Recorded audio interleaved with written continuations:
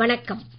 ஆகாஷ்வாணி புதுச்சேரி மாநில செய்திகள் வாசிப்பவர் மலர்விழி.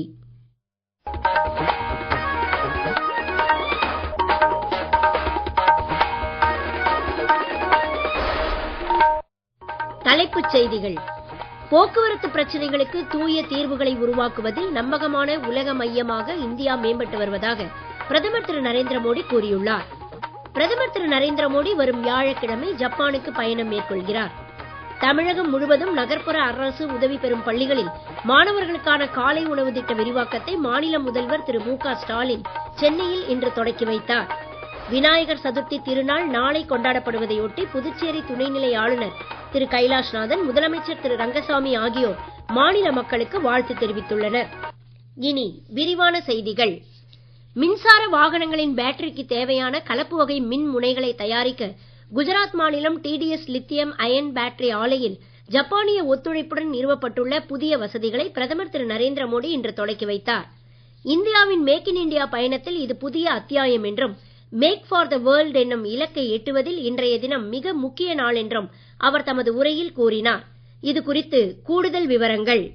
போக்குவரத்து பிரச்சனைகளுக்கு தூய தீர்வுகளை உருவாக்குவதில் நம்பகமான உலக மையமாக இந்தியா மேம்பட்டு வருவதாகவும், கடந்த 10 ஆண்டுகளில் நாட்டின் மின்னணு பொருள் உற்பத்தி 500 மடங்கு அதிகரித்து இருப்பதாகவும் பிரதமர் திரு நரேந்திர மோடி கூறினார். மின் வாகன உற்பத்தி போன்ற எதிர்கால தொழில்களின் தேவைகளுக்கு ஏற்பவே தேசிய அளவிலான முக்கிய கனிமங்கள் இயக்கத்தை அரசு தொடக்கியிருப்பதாக அவர் தெரிவித்தார். முன்னதாக மேட் இன் இந்தியா முத்திரையுடன் குஜராத்தில் தயாரிக்கப்பட்டுள்ள விதாரா பேட்டரி வாகனங்களை பிரதமர் திரு நரேந்திர மோடி கொடியசைத்து தொடக்கி வைத்தார். ஐரோப்பா, ஜப்பான் உட்பட 100க்கும் மேற்பட்ட நாடுகளுக்கு இந்த பேட்டரி வாகனங்கள் ஏற்றுமதி செய்யப்பட உள்ளன. குஜராத்தில் இன்று பிரதமர் தொடக்கி வைத்த கலப்பு வகை மின்முனை உற்பத்தியால் நாட்டின் பசுமை உற்பத்தி சுவடுகள் மேலும் பரவலாகும் என்பதும் குறிப்பிடத்தக்கது. பிரதமர் திரு நரேந்திர மோடி வரும் வியாழக்கிழமை ஜப்பானுக்கு பயணம் மேற்கொள்கிறார். ஆகஸ்ட் 29, 30 ஆகிய தேதிகளில் ஜப்பானிய பிரதமர் திரு ஷிகேரு இஷிபாவுடன் அவர் 15வது இந்தோ ஜப்பான் வருடாந்திர உச்சி மாநாடு நடத்துவார். இருதரப்பு உறவுகளின் முன்னேற்றத்தை ஆழமாக மறு ஆய்வு செய்யும் வாய்ப்பாக இந்த சந்திப்பு அமையும் என்று வெளியுறவு செயலர் திரு விக்ரம் மிஸ்த்ரி இன்று புதுடெல்லியில் செய்தியாளர்களிடம் பேசுகையில் கூறினார். முக்கியமான பிராந்திய மற்றும் சர்வதேச பிரச்சினை குறித்தும் இரு தலைவர்களும் விவாதிக்க உள்ளனர். 2014ஆம் ஆண்டு பிரதமராக பதவியேற்றது முதல் திரு நரேந்திர மோடி ஜப்பானுக்கு பயணம் மேற்கொள்வது இது 8வது முறையாகும். இந்தியாவும் ஜப்பானும் பல்வேறு பிரச்சனைகளில் ஒரே மாதிரியான கருத்துக்கள், மாண்புகள் மற்றும் நம்பிக்கையை பரஸ்பரம் பகிர்ந்து கொள்ளும் நாடுகள் என்பதும் குறிப்பிடத்தக்கது. துடிப்பான கிராமங்கள் திட்டத்தின் கீழ் மத்திய உள்துறை அமைச்சகத்தின் எல்லை நிர்வாக பிரிவு சார்பில் புதுடெல்லியில் ஏற்பாடு செய்யப்பட்டுள்ள 2 நாள் பயிலரங்கை உள்துறை அமைச்சர் திரு அமித்ஷா இன்று தொடக்கி வைத்தார்.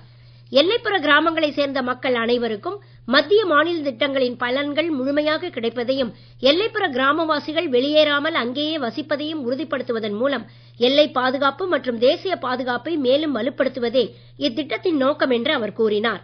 எல்லைப்புற கிராமங்களில் சுற்றுலா உள்ளிட்ட உள்கட்டமைப்பு வசதிகளை மேம்படுத்துவதன் மூலம் உள்ளூர் மக்களுக்கான வேலைவாய்ப்புகளை பெருக்கவும், எல்லைப்புற மக்களின் கலாச்சாரத்தை பேணி வளர்க்கவும் துடிப்பான கிராமங்கள் திட்டத்தின் கீழ் நடவடிக்கை எடுக்கப்பட்டுள்ளதாக அவர் தெரிவித்தார். பாதுகாப்பு அமைச்சர் திரு ராஜ்நாத் சிங் விசாகப்பட்டினம் கடற்படை தளத்தில் இன்று நடைபெற்ற நிகழ்ச்சியில் ஐஎன்எஸ் உதயகிரி, ஐஎன்எஸ் ஹிமகிரி ஆகிய 2 அதிநவீன போர் கப்பல்களை இந்திய கடற்படையில் சேர்த்து வைத்தார். சுயசார்பு இந்தியா மற்றும் இந்தியாவில் தயாரிப்போம் திட்டத்தின் வெற்றியை வெளிப்படுத்தும் வகையில் இக்கப்பல்கள் அமைந்திருப்பதாக அவர் கூறினார். இந்தியாவின் 2 முக்கிய கப்பல் கட்டும் தளங்களில் கட்டப்பட்ட 2 பெரிய போர் கப்பல்கள் ஒரே சமயத்தில் கடற்படையில் சேர்க்கப்படுவது இதுவே முதல் முறையாகும். சரக்கு மற்றும் சேவை வரி விகிதம் பற்றிய ஊகங்களை பொதுமக்கள் தவிர்க்க வேண்டும் என மத்திய மறைமுக வரிகள் வாரியம் கேட்டுக் கொண்டுள்ளது.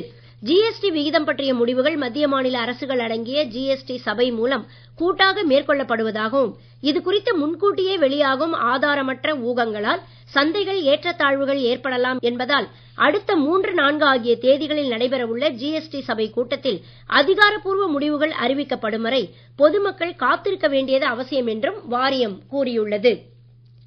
பிரதமர் திரு நரேந்திர மோடியின் 125வது மன் கி பாத் என்னும் மனதின் குரல் நிகழ்ச்சி வரும் 31ஆம் தேதி ஞாயிற்றுக்கிழமை காலை 11 மணிக்கு ஆகாஷ்வாணி மற்றும் தூர்தர்ஷன் தொலைக்காட்சியின் அனைத்து அலைவரிசைகளிலும் ஒலிபரப்பாக உள்ளது. இந்நிகழ்ச்சியில் இடம்பெற வேண்டிய கருத்துக்களை பொதுமக்கள் நமோ செயலி, மைகவ் இணையதளம் மற்றும் 1800117800 என்ற கட்டணமில்லா தொலைபேசி வாயிலாகவும் வரும் 29ஆம் தேதி வரை தெரிவிக்கலாம் என்று அறிவிக்கப்பட்டுள்ளது. நீங்கள் கேட்டுக்கொண்டிருப்பது மாநில செய்திகள். ஆகாஷ்வாணி செய்திகளை நேயர்கள் உடனுக்குடன் தெரிந்து கொள்ள எமது புதுச்சேரி மண்டல செய்தி பிரிவின் சமூக ஊடகங்களான @airnewspuduwai என்ற எக்ஸ் பக்கத்தையும், all India radio news Puducherry என்ற Facebook பக்கத்தையும், @RNU புதுச்சேரி என்ற யூடியூப் சேனலையும் அணுகலாம். செய்திகள் தொடர்கின்றன. தமிழகம் முழுவதும் நகர்ப்புறங்களில் செயல்படும் 2429 அரசு உதவி பெறும் பள்ளிகளில் மாணவர்களுக்கான காலை உணவு திட்ட விரிவாக்கத்தை மாநில முதல்வர் திரு மு.க. ஸ்டாலின் சென்னையில் இன்று தொடக்கி வைத்தார். அரசின் இத்திட்டத்தினால் பள்ளிக்கு வரும் மாணவர்களின் எண்ணிக்கை அதிகரித்திருப்பதாக அவர் கூறினார். துணை முதலமைச்சர் திரு உதயநிதி ஸ்டாலின் முன்னிலையில் நடைபெற்ற இவ்விழாவில் பஞ்சாப் முதலமைச்சர் திரு பகவந்த் மான் சிறப்பு விருந்தினராக கலந்து கொண்டார். விநாயகர் சதுர்த்தி திருநாள் நாளை கொண்டாடப்படுவதையொட்டி புதுச்சேரி துணைநிலை ஆளுநர் திரு கைலாஷ்நாதன், முதலமைச்சர் திரு ரங்கசாமி ஆகியோர் மாநில மக்களுக்கு வாழ்த்து தெரிவித்துள்ளனர். இந்திய பண்பாட்டின் அடையாளங்களில் ஒன்றாக பாரம்பரிய முறையில் மகிழ்ச்சியோடு கொண்டாடப்படும் விநாயகர் சதுர்த்தி பண்டிகை மத நல்லிணக்கம் மற்றும் சமுதாய ஒற்றுமையை வளர்த்து அனைவரின் வாழ்விலும் வளமும் நலமும் சேர்க்க தாம் வாழ்த்துவதாக துணைநிலை ஆளுநர் திரு கைலாஷ்நாதன் கூறியுள்ளார்.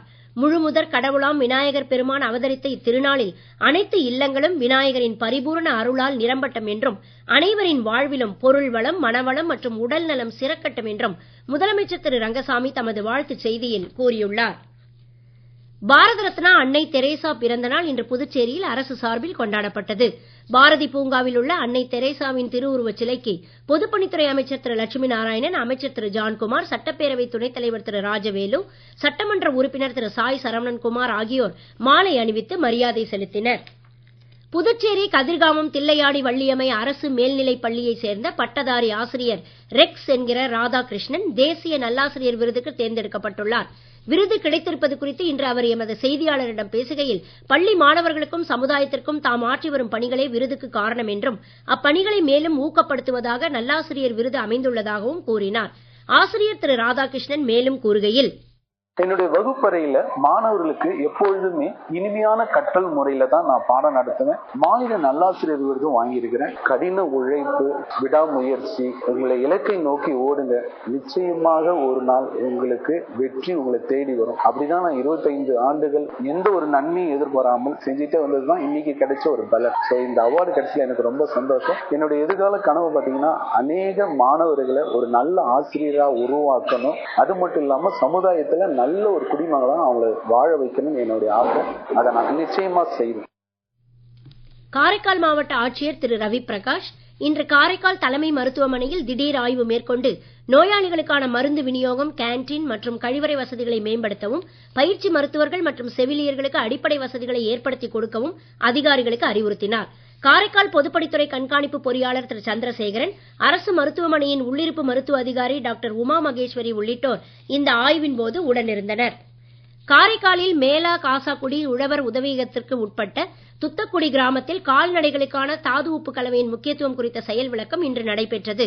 வேளாண் துறையின் கீழ் செயல்படும் வேளாண் தொழில்நுட்ப மேலாண்மை முகமை சார்பில் ஆத்மா திட்ட இயக்குநர் திரு ஆர் கணேசன் தலைமையில் நடைபெற்ற இந்நிகழ்ச்சியில் 25க்கும் மேற்பட்ட கால்நடை வளர்ப்போர் கலந்து கொண்டு பயன்பெற்றனர். இன்று ஒடிசா கடற்கரைக்கு அப்பால் வடமேற்கு வங்கக் கடலில் உருவாகியுள்ள காற்றழுத்த தாழ்வு பகுதி மேற்கு வடமேற்கு திசையில் நகர்ந்து அடுத்த 2 நாட்களில் மேலும் வலுப்பெறக்கூடும் என எதிர்பார்க்கப்படுகிறது. இன்றைய தினம் தமிழகத்தில் ஓரிரு இடங்கள் மற்றும் புதுச்சேரி, காரைக்கால் பகுதிகளில் லேசானது முதல் மிதமான மழை பெய்யக்கூடும் என்றும், நாளை கோவை மாவட்டத்தின் மலைப்பகுதிகள் மற்றும் நீலகிரி மாவட்டத்தில் கனமழைக்கு வாய்ப்பு இருப்பதாகவும் சென்னை வானிலை ஆய்வு மையம் தெரிவித்துள்ளது. செப்டம்பர் 1ஆம் தேதி வரை மழை நீடிக்கலாம் என்றும் வானிலை அறிக்கையில் தெரிவிக்கப்பட்டுள்ளது. சூறாவளி காற்றுக்கு வாய்ப்பு அதிகமுள்ள தமிழகத்தின் கடலோரப் பகுதிகள், வங்கக்கடல் பகுதிகள் மற்றும் அரபிக்கடல் பகுதிகளுக்கு மீனவர்கள் செல்ல வேண்டாம் என அறிவுறுத்தப்பட்டுள்ளனர். மீண்டும் தலைப்புச் செய்திகள். போக்குவரத்து பிரச்சனைகளுக்கு தூய தீர்வுகளை உருவாக்குவதில் நம்பகமான உலக மையமாக இந்தியா மேம்பட்டு வருவதாக பிரதமர் திரு நரேந்திர மோடி கூறியுள்ளார். பிரதமர் திரு நரேந்திர மோடி வரும் வியாழக்கிழமை ஜப்பானுக்கு பயணம் மேற்கொள்கிறார்.